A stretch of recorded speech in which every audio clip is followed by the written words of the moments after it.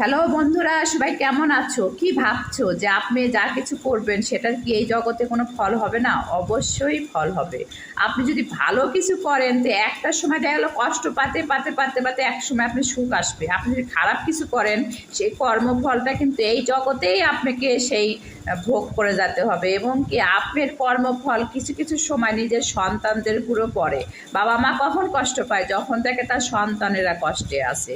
তাই আপনি এমন কোনো কাজ করেন না যে সেটার জন্য আপনার সন্তানও ভোগ করতে হচ্ছে, আপনাকেও ভোগ করতে হচ্ছে। কত সময় দেখেন যে অনেক সময় অনেকে অহংকার দেখায়, অনেক সময় অনেকে টাকার গরম দেখায়, অনেকে মনে করে কি আমি তো ধর্ম করি, তা আমি কিছুটা যদি দুর্নাম করি, কিছুটা যদি মানুষের নামে আলোচনা করি, আমার মনে কোনো কিছু হবে না। এটা সম্পূর্ণ ভুল কথা।